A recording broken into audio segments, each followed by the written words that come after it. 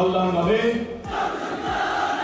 শপথ গ্রহণের পরপরই থাকে পুরস্কার গ্রহণের পর্ব। একাডেমিতে ক্যাডেটদের সমস্ত পারফরমেন্স ও অ্যাক্টিভিটির উপর নির্ভর করে দেওয়া হয়ে থাকে সামরিক বিষয়ে শ্রেষ্ঠত্বের জন্য সেনাবাহিনীর প্রধান স্বর্ণপদক ও সর্ববিষয়ে শ্রেষ্ঠত্বের জন্য সোর্ড অফ অনার। আর এর মধ্যে সোর্ড অফ অনারকে ধরা হয় মিলিটারি একাডেমির সবচেয়ে মর্যাদাপূর্ণ পুরস্কার। পুরস্কার গ্রহণ শেষে সেনাবাহিনী প্রধান দিক নির্দেশনামূলক ভাষণ দিয়ে থাকেন এবং তারপরই শুরু হয়ে যায় সিনিয়র ডিভিশনে গ্রাউন্ড ছাড়ার কুচকাওয়াজ। এ সময় সবচেয়ে প্রতীক্ষিত মোমেন্ট, প্যারেড গ্রাউন্ডের মাঝামাঝি অংশে থাকে পোডিয়াম। এই পোডিয়াম ক্রস করলেই শেষ হয়ে যায় মূলত একজন বিএমএ ক্যাডেটের ক্যাডেট লাইফের অধ্যায় এবং সেনাবাহিনীর কমিশনড অফিসার হিসেবে পথ চলা। ঝাঁকে ঝাঁকে উঠতে থাকে বেলুন। সবাই একসাথে বিএমএ কমপ্লেক্সের সামনে ড্রিল করে পৌঁছানো মাত্রই শুরু হয়ে যায় তাদের বিজয় উচ্ছ্বাস।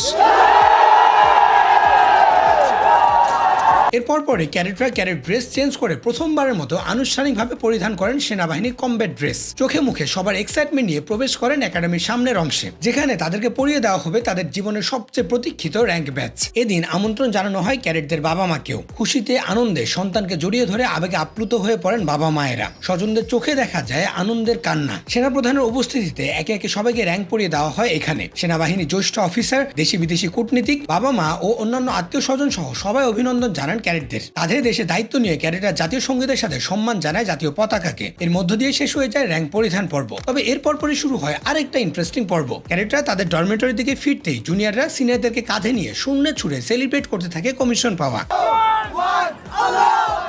এই আনন্দ যেমন সিনিয়রদের তেমনি জুনিয়রদেরও। কমিশন নিয়ে ক্যাডেটরা ফিরে যান বাড়িতে। কয়েকদিন পরেই ফিরতে হবে অ্যাসাইন করে দাও নিজস্ব ইউনিটে। ক্যাডেট লাইফ শেষে কমিশনের এই র্যাঙ্কগুলো ছোট, কিন্তু দায়িত্বটা এখন অনেক বিশাল।